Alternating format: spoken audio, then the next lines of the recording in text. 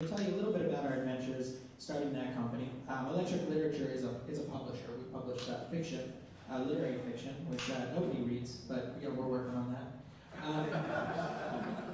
And then I'm going to talk a little bit about both the content and the delivery system, but then also, maybe more importantly, the culture that we built around it, which is really why we've succeeded to whatever degree we've succeeded. It's more than both the medium or the message. It's about people. So that, and then I'm going to talk to you guys a little bit about how that grew into this idea for Broadcastr, which is brand spanking new for your iPhone or Android phones, and how we're trying to bring back the oldest form of human communication, which is of course the oral tradition. And marry it with these new technologies in order to do something with voice in the kind of social transmedia space, which a lot of people aren't doing, or at least not successfully. So to begin, a short video.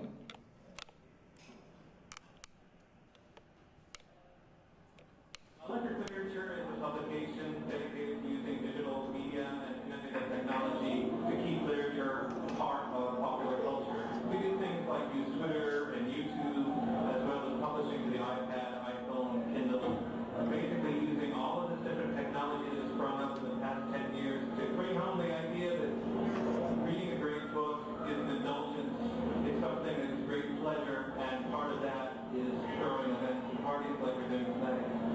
And that was our first event in Housing Works. We try to throw events as often as we can because even though reading is something that happens alone, it's part of a community. And we like to bring as many communities together as possible. So tonight we had 3 readers, Ben Greenman, Lynn Snowman, and J. Robert Lennon all come down. We showed a film by one of our other writers, Carson Mell, and now Elizabeth Harper from the Brooklyn-based band Class Actress is DJing. And that allows us to bring a lot of different crowds together to have a great time. Harpoon sponsored it. We love Housing Works a lot.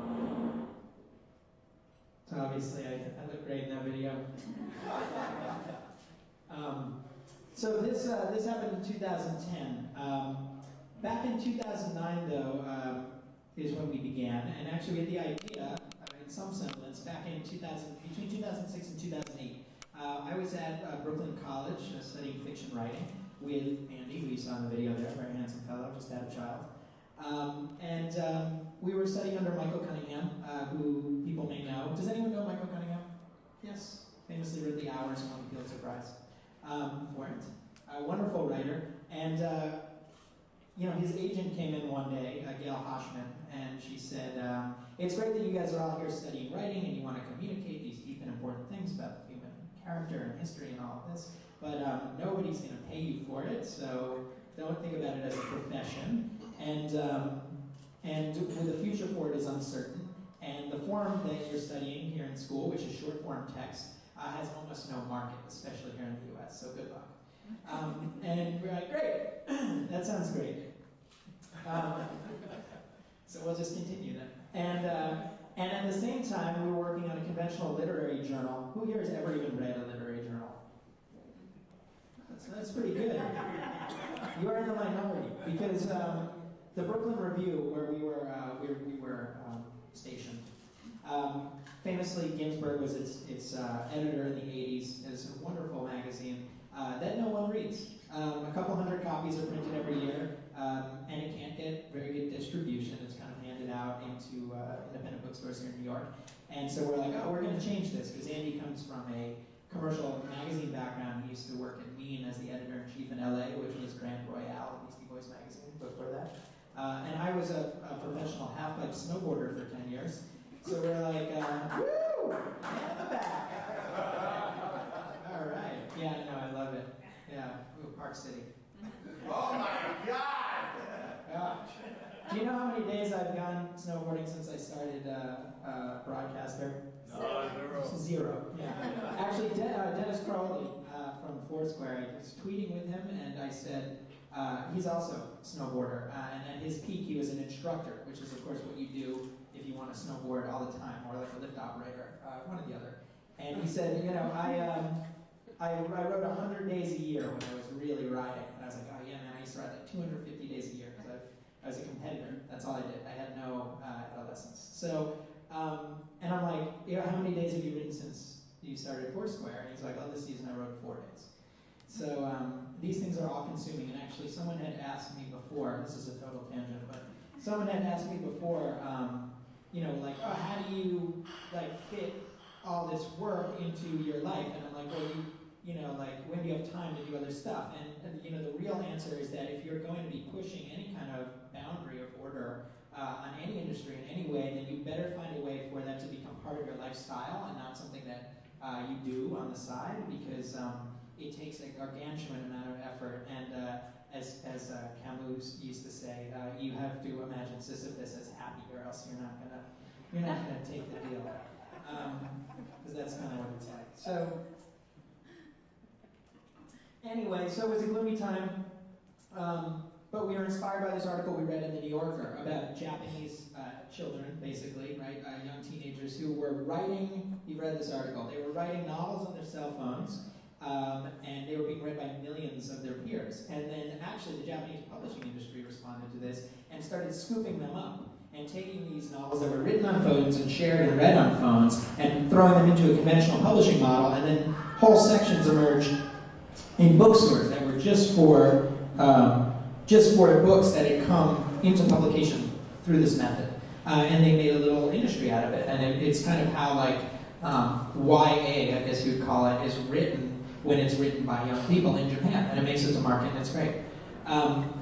So we read this, and this was right after we had graduated, and we knew that there was no future. And we said, well, and then I read this great article in N+1. This was years ago when I first moved to New York, and I was working as a janitor at an accounting firm. Does anyone here use Anshin, Block, and Anshin to do their accounting? I don't think we're corporate enough for that. I used to take their garbage places.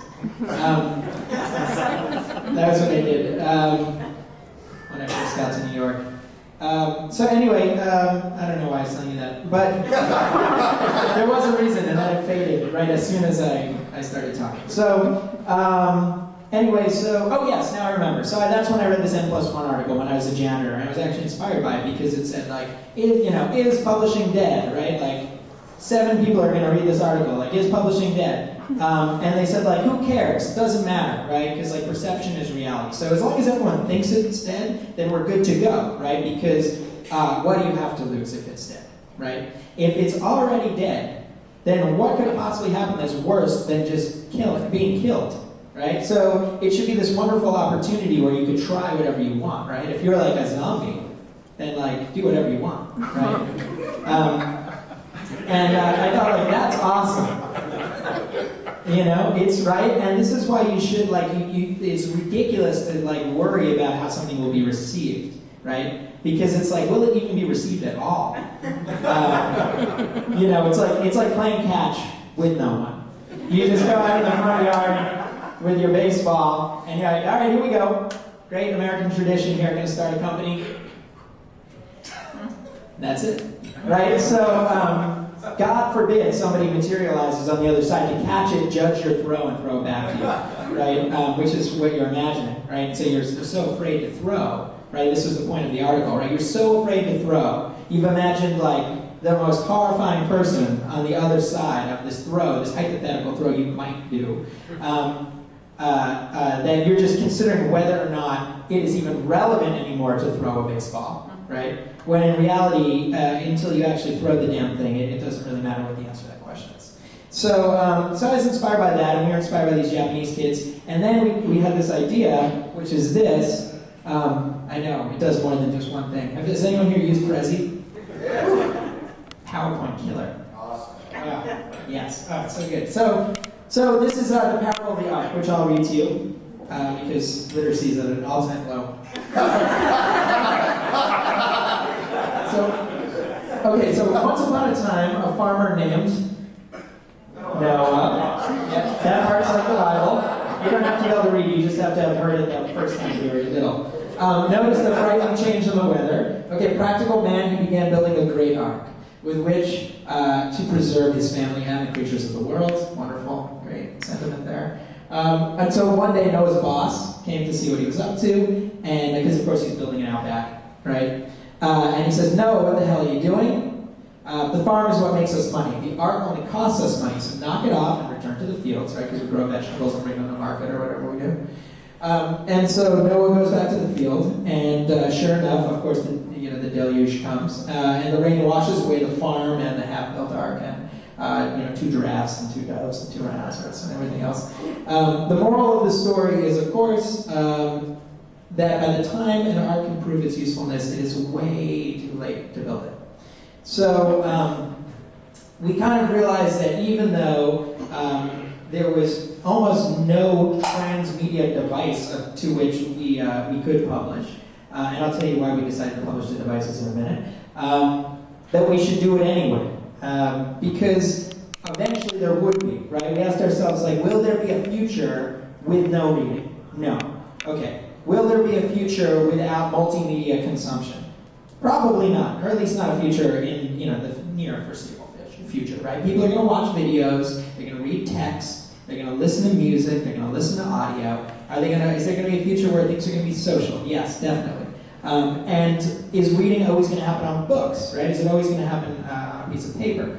And we're like, well, let's think about why it's on a piece of paper in the first place, right? Because we're like, okay, what are we going to do? We read these cool articles, right? But we still have to have an idea. And the reason it's on paper is because for hundreds of years is the best way to accurately transfer information and ideas across great distances and across cultures, right? They're like, we got this great idea, it's very efficient, we're going to cut down a bunch of trees, we're going to mash them up, mix it with some water, we're going to probably bleach it, maybe if we're doing like a refined kind of thing, we're going to pack it out, we'll dry it in the sun, then we'll like kill an octopus or something, get that stuff that comes out of it, and we're going to make that into something, kind of like, whatever, that'll be permanent. Then we'll treat the thing, then we're going to take string, we'll stitch it together, it's going to be sweet. And then we're going to do that like hundreds of times, we're going to put it in a box, and then we're going to put the box on a truck, and we're going to drive the truck to where the people know these ideas are. It's going to be great. So much better, and with so much more fidelity than just saying the idea to my buddy, who then by the time he walks to the next town, has forgotten half of what I actually said, right? The thing about that process is it came about to solve a problem, right? It didn't come about because people fetishize books, right? It's the same reason why vinyl exists in the music industry. It's not because it's beautiful or because it sounds better than CDs, right? It exists because it's to solve a problem. How am I going to listen to my music at home? What's the most efficient way to have this experience I have over here, right? I have it over here with these people, with these constraints. I want to have it over here by myself in some other way. Right? And so we said, okay, well then obviously there's going to be a better way to deliver the written word. We just have to convince everyone it's a good idea, and we have to solve a bunch of different problems that we heard existed when we were in grad school. One is, and this is bringing it back around, there is a structure here. One is, okay, you're not going to get paid for your work. Okay, so, well, why? Okay, because the whole process of chopping the tree down that took like 2 minutes to explain, right? It's very costly, especially when you take that, as I described it in kind of this primitive way, and you do it in a modern way, it's even more complicated than that, right? There's boats that print the thing in China. I mean, it's insane. So it's very, very expensive. Plus, if you're going to distribute literature, well, it's based on this system that came about in the Depression, right? Where you're actually loaning the literature to the booksellers. And the booksellers are then going to sell some of it, but then they're going to send the rest of it back on the truck again, and then they're going to destroy it, right? This is, of course, pulping, for all of you who work in publishing know. Now, what that means, because of big box stores like Barnes & Noble, is that suddenly the price of a book has to account for its 8 brethren that were fallen at the front lines, right? And so if Barnes & Noble over-orders by 80% so that they can stack the books up in the window of 500 stores around the country, well then one book, instead of paying for one version of itself that gets destroyed and pulped, it has to pay for 8 versions of itself. Which means suddenly in an era where no one's even buying DVDs anymore, a hardcover book costs $35. And as a result, you can't pay the writer anything. Now if you're talking about short fiction, there's absolutely no way, right? So no one's getting paid. So we got to solve that problem. So we were like, all right, we'll just cut out all that shit in the middle, right? Just cut it all out, get rid of it. We don't need it. Then the other problem, right, is people like Philip Roth were saying oh, in 20 years, no one's going to read because no new readers emerge, right? So in 20 years, people who are reading now will start to go blind or get other diseases, and they start making it toward the end. But you know, Philip Roth, I mean, what does he know? So, you know, and like these French publishers that I met back in 2009 were coming to the U.S. and saying like, you know, oh yeah, we don't worry about young people because they just don't read. So like, what are you going to do in the future? So you're just like, it's a if you don't get a new audience, then it's a finite line of lemmings, right, walking off the cliff. And then if there's no one left to walk off the cliff, then that's it, right? You can't hand up pamphlets on the way. So we're like, okay, so we gotta pay the content creators. 2, we have to reach a younger audience, or else there's no future, right? And then what that's gonna mean is that we're gonna have to go meet that audience where they are. Because if you go back to kind of the throwing the ball in the field thing, it's actually a flawed metaphor, right? Because no one is just gonna materialize on your lawn to catch the ball, right? Better chance you have, right, of like getting like a catcher who throws it back if you go to where people are already playing with balls, okay? But you're like thinking like, oh well, I'm pretentious and I want to throw a baseball, right? And all the kids in my town play soccer. So like I'm unwilling to go to the soccer field and kick the ball. I want to throw the ball. And this, of course, is your fatal flaw, right? Because eventually, if you make friends by kicking a soccer ball, you can get them to come play catch with you with a baseball, right? They actually like you. So what we realized is that we were going to have to embrace social media. Now, again, if you turn the clock back here, I know this sounds like retarded, like, oh, we're going to have to embrace social media. Yes, it will solve our problems. In 2009, traditional publishing was like where music was in like 1991, right? And so there was no way that like they were going to have a Facebook page or they were going to use Twitter. God forbid, like they would embrace video, right? This thing that corrupts the imagination. And the problem is that's where everybody is, right? Video doesn't corrupt the imagination. So paraphrasing their crazy psychotic thoughts. Plus, they don't want to do any of this, right? Because like ultimately, all this costs money, right? To build the ark before the storm, yada yada, right? So we're like, all right, we're going to do it. So what we're going to do is we need to get people to pay. We're going to be a for-profit company so that we don't have to spend our time begging donors. Instead, we're going to spend our time getting readers. We raised a tiny amount of money, which was around $60,000. So, you know, not a huge amount of money. It was mostly friends and family. We each kicked in a little bit of our own money as well. And we said, all right, instead of, again, hustling for grants and donors, we're going to hustle for readers. We're going to make sure that the consumers of the content support the process, right? So it's a sustainable process. That was going to mean, of course, embracing all these crazy things. And so we come flying back out here. Okay, but we need great writing. And nobody wants to read bad writing. We need them to have a good experience. So we're like, okay, we studied with Michael Cunningham. He won the Pulitzer Prize. So we'll go talk to him. And we're like, give us an excerpt from your book that we know you're working on. And he's like, absolutely. And then he goes to his agent, and she's like, you're insane. Do not give an excerpt from your book that you can place in the New Yorker to a couple of kids that study with you in school. Like, you have a problem if you think that's a good idea. And his publisher said the same thing. And he spent months actually fighting tooth and nail because he believed in the idea of the project. And we needed this legitimacy, or else there was absolutely no way we were going to be able to convince major writers that like publishing a book on a cell phone was a real thing, right? So eventually we get the excerpt, then we call up Jim Shepard. He's like, okay, we're, you know, like, who are you, what's going on? So we're like, okay, we're gonna drive to meet you, right? Because people email you all the time, right? Asking for things, but we'd much rather buy you a cup of coffee and just have a real human interaction. That's the secret message about what all this is about, right? Transmedia is just the medium, right? But it's about people. So we drive to Massachusetts, we sit him down, we're like, Jim, why don't people read literary fiction? He's like, oh, that's very easy. Everybody thinks of it as health food. Like, it's the same reason why people don't go watch avant-garde film. It's the same reason why people don't, read whatever, critical theory or something, which I studied undergrad. So the reason is because they think of it as health food, which is, what do you think about health food? You think you ought to eat it? but you don't actually eat it, right? Because it's not an indulgence. And if you have any time when you're going to be able to pick out something to eat, you're going to pick out something good to eat, right? And that doesn't mean good for you, it means it makes you feel good, right? Or at least in the moment, then you feel bad, and right afterwards, just like right after I watched the Katy Perry video, I'm like, that's 3 more minutes, I'm not getting it back.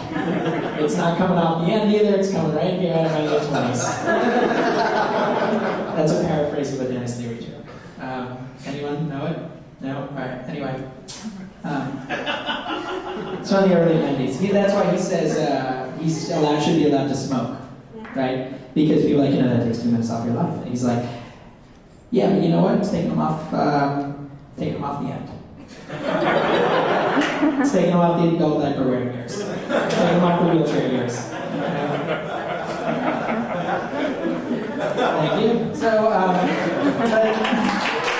but that's not the case with media, right? It's not that's actually coming out of now, right? It's why like people gravitate towards watching the Katy Perry video because it's the other stuff feels like broccoli, right? And though I had broccoli in part for lunch, most people don't want it, okay? They're at least told not to want it. So we're like, okay, it has to be an indulgence, right? So that's when we realized that we were going to have to do some multimedia collaboration. This goes in part with reaching people where they already are, and also making it interesting for people, right? And kind of like a wolf in sheep's clothing or something, right? But not as aggressive as that. So we're like, all right. So Jim, give us a story. He's like, I can't because the story I have is with the Paris Review. And nobody pulls a story from the Paris Review. They've already accepted it. They're going to publish it. Story, great publication. So we're like, but you should totally give it to us. So he's like, well, all right, I appreciate your zeal because basically, this is 2009. So does anyone know what was happening to the American economy in 2009? We were all here. It wasn't good. It's still not so great. Yeah. Exactly. Guy in the back goes, hand gesture. So, yeah, it was bad. In fact, it was so bad that when we got our office, we pillaged all of our office furniture and computers from the abandoned office of a downtown financial institution that had recently fired 130 employees. And we'll go unnamed in this presentation. But it was a wonderful experience to go up to the 48th floor on Broadway and see an empty office. And in the corner, actually, there was everything all cleared out, and then there's a cork board with 150 scratch-off lottery tickets and nothing else in the room. So you can, anyway, that's the irony, right? So, all right, so we're like, we're a voice of optimism is the point of that, right? We're actually coming with a real idea. We want to do good things, and this is when everybody else is saying bad, bad, bad, and they're saying like, okay, the ship's going down, and we're really happy that we're on it. We're just going to play this out like those guys on the Titanic, right? Which doesn't really work. I mean, it does if like you have some romantic idea, but there's no future in that mode of operation. So he's like, all right, you're optimistic. So he calls up the Paris Review. He's like, guys, I'm pulling the story. And of course he can do that because he's a National Book Award winner and it won't ruin his career. He gave it to us, and then a year and a half later, he actually won his first O. Henry Prize for that same story, which appeared in our first issue. Hey! He also has the best mustache in all of literature. So, which is true, the thing is like a push broom. So then we're like, all right, now we need to do innovative distribution. We've already kind of covered that. And we know we need to use social media, so then that's electric literature, right? So then we're like, okay, it'll look like this. So we're going to do like, we're going to embrace all these kind of popular things. We're going to get amazing artists to do stuff on the cover. We're going to use print on demand because writers still want to see their stuff in print. And we're not in the business of telling people how they ought to read, right? We're just in the business of getting people interested in consuming media and reading. So instead of getting up on our high horse and being like, oh, Kindle only, iPad only, we're like, writing only. How about that, right? Let's not worry so much about who's right and who's wrong, okay? Yes. So we're like, but how are we going to print books? That was the whole problem, right? Is that the Paris Review, to reach its 12,000 readers, has to front like $1.50 per copy to have the stuff printed, which is a lot of money to lay out, especially if a lot of them are never going to get sold. So of course, that money gets laid out to the printer and not given to the content creators. So we're like, great, we'll use print on demand. Does anyone know what that is? Yeah, so basically there's no print run, you put a PDF somewhere, and then when someone orders the book is made to order for them, right? Now the reason that major publishers don't do this, besides the fact that it's mostly used by really lowbrow, right, quote unquote publishers like romance publishers and like erotic publishers, which if you've never looked at their websites, they're phenomenal. Right, so highbrow publishers say, oh, we're not going to use that garbage, right? But the other reason is because there's no economy of scale, right? Because every book is made to order, so even if you're a bookstore and you're like, I want to carry electric literature, and you order 10 copies of it, 10 copies are made, you don't get a discount for ordering 10, right? It's the same price, because every single one is made one at a time.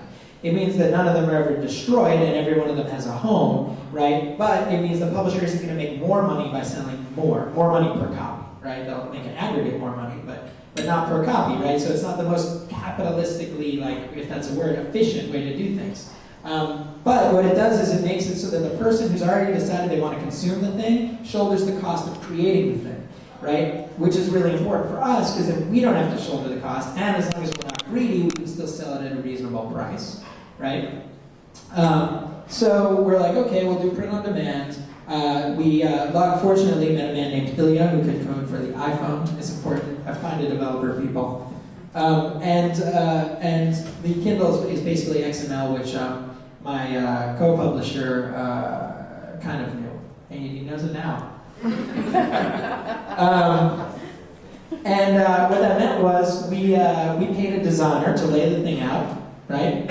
And that's it. That's like our main cost. Designer in the fancy office, right? So you gotta have a place to work. So what that means is that instead of like paying like $12,000 to get the thing printed and just having it now in boxes, we gotta get it on the trucks, etc.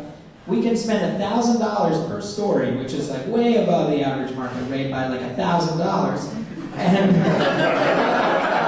And then if we focus and we create something that's, see, it's not very thick, right? We create something that's a manageable size, right? That's really good all the way through, very tightly curated, because people do not, again, they don't have time, right, to dig through the junk. They're trusting us as gatekeepers. We can publish 5 stories, they'll all be great, we'll spend $5 grand, and everyone will be like, where are you getting all this money to pay these writers? Which if you go back to like 2009, you get all the haters. You look up all our old people were like, where are they getting all this money? We're like, dude, we're spending half as much money as everybody else, right? So yeah. So anyway, and we have these great writers, and we put the thing out, and we're like, this is gonna be sweet. We spent $5,000 plus like $1,000 to the designer, and we're ready to go. And then, of course, the big secret is, which probably isn't a secret to you people, but nobody cares, right? So then we're like, oh, right. Great, so nobody cares. So we're like, Mike Cunningham won a Pulitzer, we can't sell this thing, it's very embarrassing, his agent was right. Yeah, so we're like, all right. We thought we were going to spend 80% of our time, like, we thought, like, oh, we got the concept, now we'll spend 80% of our time being very serious editors. Like Gurevich or something, or like Gordon Lish. And instead, we're like, all right, and 20% of our time, like, telling everybody about it. Instead, we're like, all right, we're going to have to spend 80% of our time telling people about it, right? And like, change some commas when we have like a couple of minutes, we'll put an extra comma, then delete the comma later. So that brings us to this big realization: culture. More important than the delivery, the mode of delivery, more important than anything else, was finding a way to, and this is coming around to the transmedia aspects of things. I guess I don't know if device-based reading counts as transmedia, but I don't even know what transmedia is. But we realized that, does anyone? I think we're still defining. Yeah. He must be a theorist. Of sorts. Yes, at the bar. We're all theorists at the bar. Even that Omegon brewery, they even have the 3 philosophers ale. It's based on that idea. So we're like, all right, we're going to have to embrace all this other stuff. This is kind of when we have that realization that we're going to have to do all this other stuff. So the first thing that we did really, well, I'm going to kind of do this out of order, but look into the eyes of the man, Rick Moody. So, I'm really going long tonight. All right, I'll speed it up. So, I used to stalk him. I would usually tell that whole story, but I'm skipping it tonight. And eventually I became his friend. So, as all good stalkers. Just like Selena. So eventually I'm like, Rick, I'm going to pull the same thing I did with Michael. I'm like, Rick, give us an excerpt from your forthcoming novel. You read The Ice Storm. You're amazing. And he's like, no can do, agent won't allow it. I'm like, all right, same story. So we're like, all right, what do you want to do? He's like, well, I've always thought about writing something for Twitter. This is at the end of 2009 again. And so Twitter is like, big, but it's still like people are like, what is this? And like, especially mainstream media, like not every company in the world has a Twitter account, right? So we're like, he's like, all right, I want to actually write something for the medium, right? He's like, I want to write something that can be consumed as a tweet, and yet an aggregate of tweets can be consumed as a larger piece of very serious fiction. I'm going to take it really seriously, right? All right. And he's like, it'll be like writing haiku and short stories at the same time. All right, sweet, yeah, we can do that. We can put that out there if you want to write it. So he wrote this thing called Some Contemporary Characters. It's 153 tweets long. It's the short story. Each section kind of reads like a haiku, but the whole thing reads as a narrative. And then we were like, great, we'll tweet it. It'll be like Dickens, right? It'll be like people waiting on the docks for the next chapter, but instead of that taking like a month, right, 6 months, it'll take like 10 minutes, right? And then we'll do it over 3 days too, so there are larger breaks, right? And we'll kind of highlight the narrative structure of the whole by breaking at these different points, right? And kind of have the first day go for 8 hours, 10 minutes, tweet every 10 minutes, and the next day for 8 hours, and the third day for 8 hours. And then we're going to use Hootsuite and get a bunch of co-publishers to like send this thing out on their feeds at the same time. They just give us their passwords, right? We'll blast it out. We'll flood Twitter with Rick Moody. Okay, so there was one major problem with this thing. Well, first of all, there was the problem that we ended up on the cover of the New York Times arts section for this idea, which was not because of it. We by chance got a meeting with this reporter, and then we told her we were going to do this, and of course this was like, oh my god, this is like, Twitter is going to be so hot soon. So, great, we'll write about it. So then there was anticipation for it to some degree within the literary world, and then we made this mistake of saying we're going to co-tweet it on everyone's feeds. Automatically, right? Not like retweet it, but like drop it in all these feeds simultaneously. The problem with this, of course, is that all the people that make the news in our industry all follow all of those public people. So that would mean that every 10 minutes, what would happen to your Twitter feed if you were following all those people? It would then become like completely clogged with the same sentence over and over and over again by Rick Moody. It was like Twitter spam. So for 3 days we did this, and we responded to no one as the firestorm began. People being like, this is a horrible failure. The Wall Street Journal ran an article about it. The LA Times ran an article about it. Everyone wanted to talk about how much of a total fuck-up this was. Every literary blog, the Christian Science Monitor actually threatened Rick, and then Rick threatened to come to the guy's house in Colorado and have him say that to his face. Because he said some really mean stuff. Right? And it was getting out of control, and of course we refused to really respond, right? You just let it build, right? Everyone who's watched Don't Look Back knows you never, ever give a straight answer, especially when you're under fire. And the rule here, of course, is if someone writes something negative about you on the internet, do not respond. Do not respond, because it is like wrestling a pig in the mud, people. You both get dirty, but the pig likes it. Okay?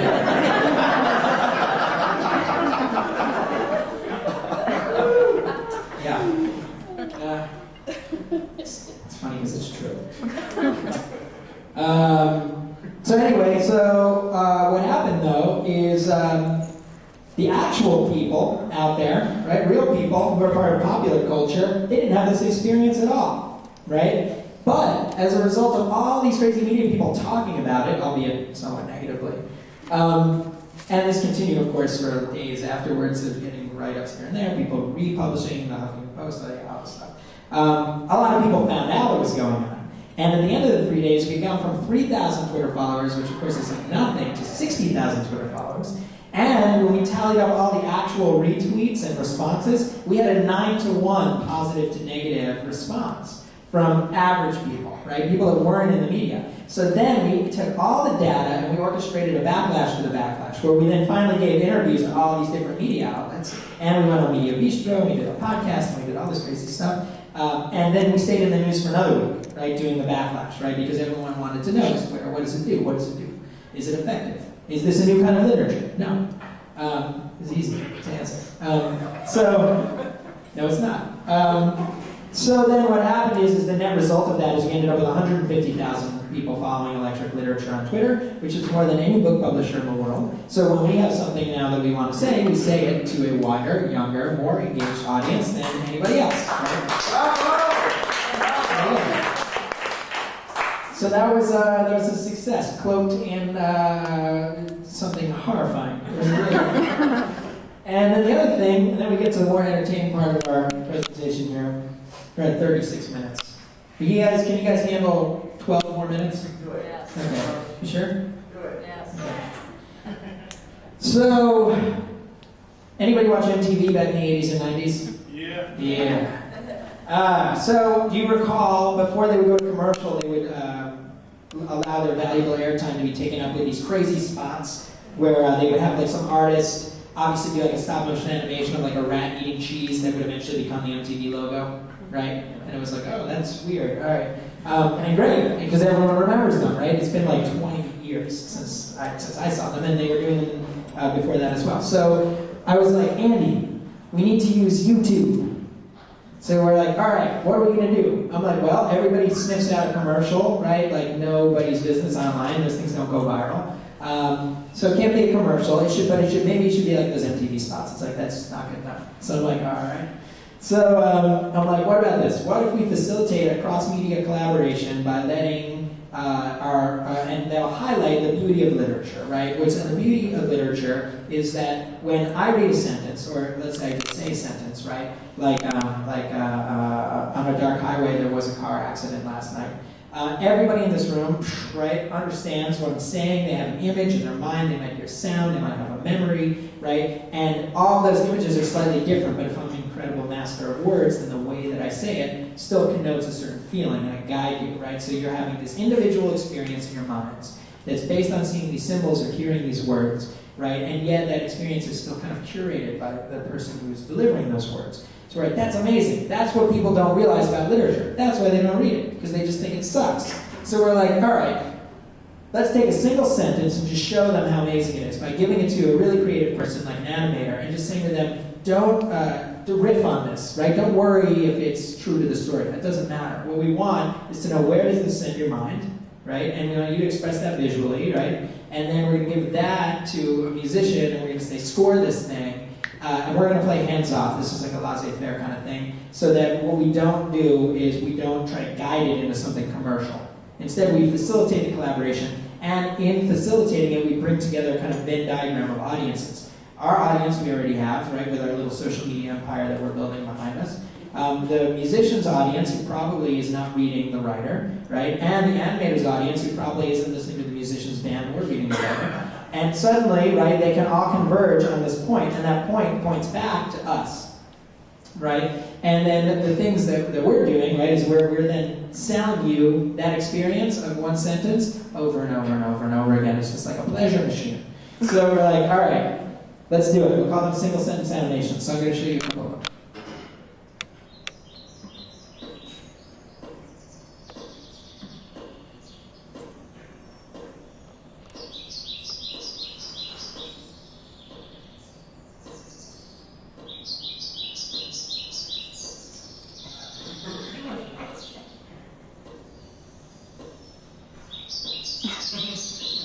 Some of them are very short. And that's a good one. And then some of them are more like this.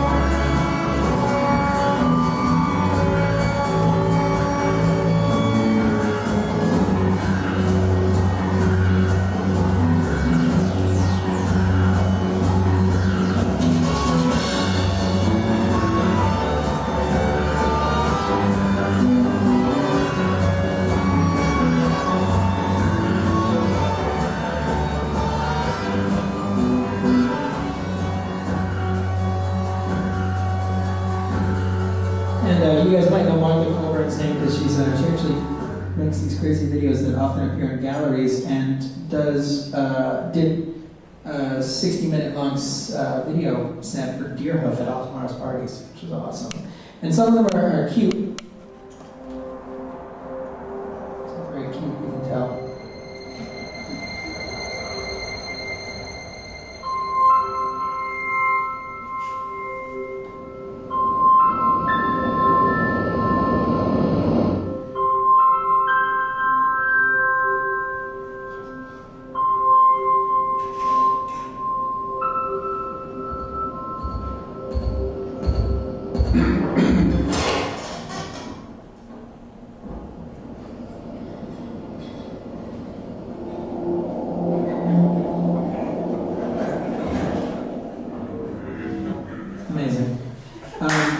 So this is Marvel, right? We've done 5 issues of electric literature, so there's 25 of them. And we include them all, of course, in the iPhone app, right? It gives extra bonus content. It's great for the animators, it's great for the musicians, it's great for the writers.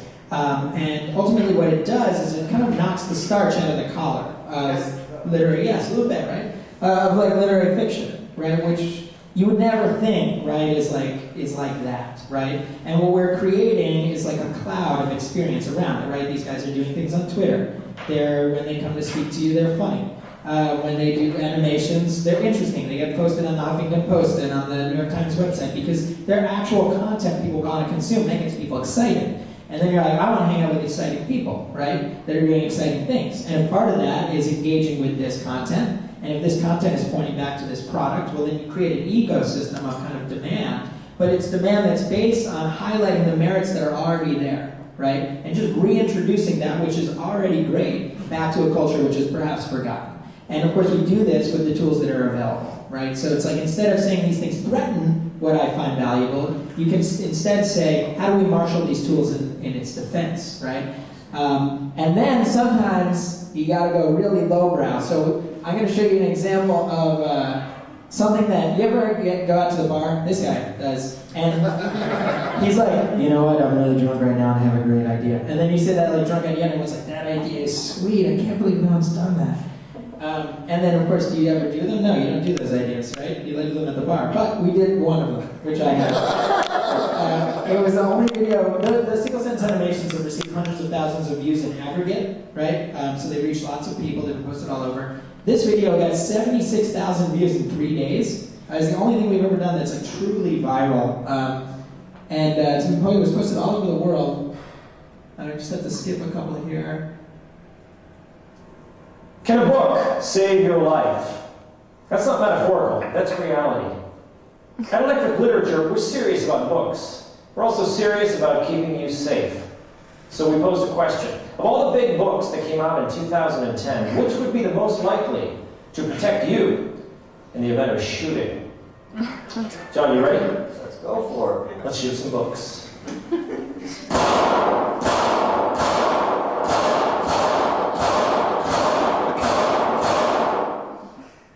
Okay, let's see how some of these books fared. We've got David Mitchell's new novel here. Looks like it's actually pretty clean here, but if you notice, one went clean through and really destroyed the back end. So, not going to live with that one.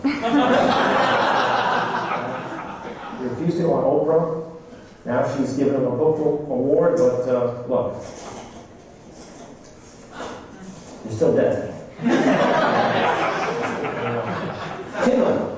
Some people wondered how this was fair because it's kind of seems like a solid piece of equipment, but obviously look at that, clean right through. The only consolation is you're going to die quickly. The Four Fingers of Death, an apropos title from Rick Moody, a friend of Electric Literature, but sorry Rick, your novel did not protect us. The Instructions, Adam Levin. Now this I had high hopes for. Look at the size of this book. And it's in hardcover. I mean, it's a hefty book. But no, look at this. Not good. This is McSweeney's readers. They're reading this in bad neighborhoods. And this is a surprise. Paperback novel by Joshua Cohen. Witz is the title. Look at this. Almost intact. The bullet went in. It did. Oh, look, there's pieces of bullets in the book. Look at this. something came out the back here, but if it didn't stop the bullet, it did slow it down. So the most protective book of 2010, this. Here's our book stops. So let's skip forward. Tom Shalhoub is a great comedian, by the way. Yes, he's great, Tom Shalhoub. That Adam Levin was supposed to win that. This was all based on the fact that Josh Cohen wrote a shitty review of Adam Levin's book in the New York Times Book Review, and I was drinking with Adam Levin the day before it came out. He's like, man, you can hand my book. I'm like, we're going to shoot that thing. We're going to shoot his book. Your book is so much thicker than his book, you're going to win. So anyway, I'm going to skim the last bit here and then go through Broadcastr really fast. And you guys can ask questions about it if you're interested. But basically, it's important to have events because social media, the first word is in social media is social. There's a reason for that. It's important for those things to be reflected on the internet and to continue the conversation. There's our 150,000 Twitter followers. And then we created our own feedback loop where we started covering the scene that we were throwing events in.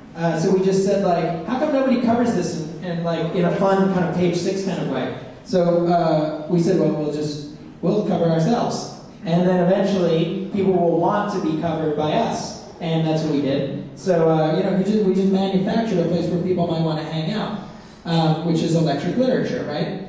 And then the other thing, and I've gone way too long, but the other thing we are doing, ready? There's no transition. The other thing we're doing is called Broadcastr. And here's the idea with this. The idea was electric literature is great, it's highly curated, but it's ultimately about preserving that kind of depth of expression in an age that people are saying is ephemeral or disposable, right, or whatever. So we're like, there's got to be a way to kind of open this all up, because in electric literature, we can really only publish stuff by insanely talented people, right? Because we're publishing 5 stories, they're fiction, bad fiction is really bad. Right? It's not even like eating your vegetables, it's like eating bad food that makes you ill, right? So it's like, that's not a good experience, but we want to like allow more people to tell their stories in a way that they can. So how can we all tell stories? Well, we all tell stories over coffee and over beer, right? And we tell them in our own voice, and yet it's missing from social media. Why?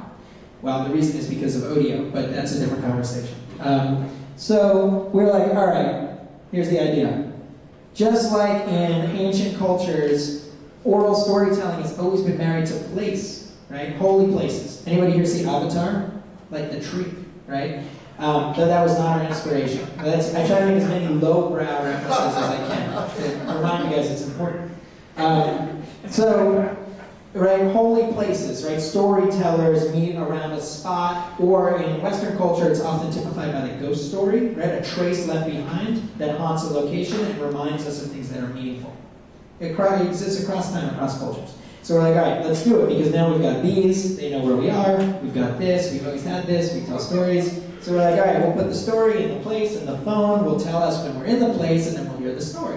Like it's being kind of, the trace is emerging from the landscape, right? So we're like, all right, professional publishers plus a user community, plus sharing stories, which include memories, experience, and information, which isn't so highbrow like fiction, it can be anything, on an interactive map that's accessible across platforms, is Broadcastr, because it knows where you are, right? And so we're talking about marrying voice to place to create an immersive experience where instead of looking at a screen, you're engaging with relevant media, right, that's being delivered to you based on your movement through the world. So your actual movement in space becomes your search query. You can discover things that are contextually relevant. So instead of just thinking about content and connectivity, which is what electric literature thinks about intensely, we wanted to start to think about context. Right? How will context shape that media which we experience, and how do we deliver more depth given context, connectivity, and content? So you basically filter however you want. You put your phone in your pocket, it knows where you are, you walk around, and suddenly you're trying to listen to love stories or something, right? Because you filtered by like category, and you're walking by the Carmine Street Cafe, and then you hear the story of somebody's first date from that place. As if, like, it's like that scene in Minority Report, right, where Tom Cruise is running away, and he goes into the Gap, and they're like, we have your pants in your size, right? Because they know his size, because they know he's in the Gap, and they know his social graph, right? So we're like, oh, we can do the same thing, and give people a more memorable experience of a place for it. Like imagine if you were to be able to walk over the Brooklyn Bridge with an architect telling you about why it's amazing. And you don't have to look at your phone, you don't have to Google it. You just walk and you're taking a walk. You're looking at the bridge. Your hands and your eyes are free, right? So we're like, okay, we'll do that. As I said, place is the name of the game. And then we can like geofence off different places, right? And we can have people curate based on these geofences. So when you actually enter the East Village Radio can be like, hey, we see you're in East Village and we noticed that on your Facebook page. You like music, especially punk rock music, and there happens to be a tour of East Village that prominently features Joe Strummer and the Ramones and television and all these other things. So you should take it, right? So we take advantage of knowing what you like and where you are to deliver to you a media experience that augments what you're already doing, not replaces it. So you can imagine the most significant places in the world suddenly filled with memory and experience. Now that's great when we're talking about walking by where CBGB's used to be and hearing about how one time Jay Mascis played an acoustic show there, which was released as this rare record because he was famous for being Dinosaur Jr. and everybody thought of him as an electric guitar musician, right, in a dominant way. But it becomes way more interesting when you think about some place like this. NYPD Detective David Brink saw history unfold 10 years ago. And now anyone can hear him tell the story right here on this street corner. I said, Bobby, what the hell was that? And he goes, Dave, the whole tower's coming down. I go, you gotta be kidding me. Brink's voice is one of hundreds recorded for the 9/11 Memorial and Museum. The building shook. The sky disappeared. We just got swept off our feet. A new tech startup called Broadcastr is pinning dozens of the recordings to locations in and around the World Trade Center site, allowing visitors to hear from those who stood in the same spot during the attacks. The app allows users to record their voices on a computer, iPhone or Android phone, then tag the recordings to a specific location. Anyone else using the program can then hear them by searching a map or simply walking by the spot where the recording is tagged. So a person using the app here could be listening to the story of Detective David Brink. We were walking up and we saw a church. And I went to the holy water and I started splashing in my eyes. Perhaps the next best thing, to hear it and tell it in person. And we actually have a partnership with the 9/11 Memorial, so when the memorial opens on the 10-year anniversary this September, it's going to be interesting to see how this plays out. Last thing I'm going to say, innovation is news. Broadcastr and electric literature have gotten a lot of press, which is great. But ultimately, this is the part that's really interesting because people are obviously interested and care about expression, right? And how we use these new tools to express ourselves and how that expression connects us to people. And I hope that this is a useful case study for you in how to think about those things when you go about doing your own projects. And perhaps it was also somewhat entertaining. So if you want, you can ask me questions. If not, there's booze, there's like melon. There are 3 different kinds of melon. And that's just what I can see from here. There might be a 4th melon hiding behind the 3rd melon. We have just a few minutes for questions. Okay. I actually have one. Yes. Is the Broadcastr app just iPhone at this point? No, it's iPhone and Android. And it's free. And it's spelled without an E, like Flickr. In case you all download it. Yes, in the back, near the table. Yeah, how do you set up a revenue stream for Broadcastr? Is it advertising supported? Aha. I cut out that part for you guys. It's Broadcastr, just like electric literature, right? It seems like crazy, or maybe it doesn't, but it's just content delivery, right? The same way radio and television is content delivery, it's just based on different parameters. And so the same way that you have content flowing through you on many different channels from different different creators on something like television, you would have the same thing happening on Broadcastr. So to keep it free, if you're a major publisher that wants to have a kind of a featured slot, just like you see on YouTube or anywhere else, well then we can allow you to, if you pay us a small fee, to have that featured placement, plus control the inventory advertising inventory associated with your stuff. So you might hear the American Institute of Architects having someone talk to you about the Cooper Union building, and that might be brought to you by McGraw-Hill. And it's a way we keep it free for users and allow major publishers to engage in a revenue model that they already understand, because it's just a licensing deal that they have with everybody. And so in that way, it's marrying a very conventional business model to a new form of content delivery, but a very old type of content, really. Yeah? Is it just streamed to your phone? Yeah, it's streamed. Everything is streaming. We are, in September, we're going to actually launch a massive update that'll allow you to store locally things like whole tours that you might want to experience offline. So for instance, I was just in Brazil doing this exact same thing, which was awesome. But I couldn't use Broadcastr there, right? Because I would have to pay $1,000, right, for all the data streaming. But if there was some great stuff in Brazil and I wanted to walk Ipanema Beach and listen to it, well, in September I'll be able to store all those tours locally and then just play it back on my phone. And will it play according to where you are? In that case, maybe. You can use GPS abroad without using data because it's based on satellite. So there is a possibility that I haven't thought about that, but I'm going to put that on the thing for tomorrow. Yeah, in the back. Who owns it? Who owns what? The bottle? The audio. It's actually, it's kind of the same as Twitter, which is like you can delete it, you can change it whenever you want, but it's kind of like an open ownership because what we want is other people on Broadcastr to curate your audio into their tours. And so we need to allow them to be able to do that. So they can't sell it, right? But they can re-curate it. And that'll make it so that if you tell a great story about the East Village, and you tell a great story about the East Village, and so do you, and then someone comes along from the New Yorker, and they're like, this is the definitive New York and the voice of the people, they can take all those and aggregate them. But it'll never be downloadable. It'll always be streaming. So there's a level of protection there, and if you delete the source file, it gets removed from their playlist. So who owns it? Tough to say. Do we own it? Kind of. Does everyone own it? Kind of. But you have control over it, which is important. Yeah. Will you use video broadcasting? Not yet. The main reason for that is because, as you may know, if you try to open YouTube, for instance, in this room, it'll take a while for the video to load. And streaming video, we're just not quite there yet. Also, it doesn't allow for an experience where you're looking at the world still. You have to engage with the screen. So deciding when to trigger a video is going to be tricky. It's kind of like figuring out what does an invisible UI look like, right? Because if you just allow videos to happen whenever, well, what if somebody's walking around and they don't want a video? That kind of betrays the idea of Broadcastr. But what if they're on a train, right? And they're like, I've been looking out the window listening to audio, how do I go into video mode? So we're kind of working on what the user experience would be. We're open to it. Because what we built is just a thing that streams media based on place and social graph. So can it stream video? It can do it tomorrow. But if it doesn't do it well or appropriately, then it will be a bad user experience and that will be bad for us. But yeah, perhaps in the future. In the back again, and then over here. Sorry, I'm just curious about how you fence off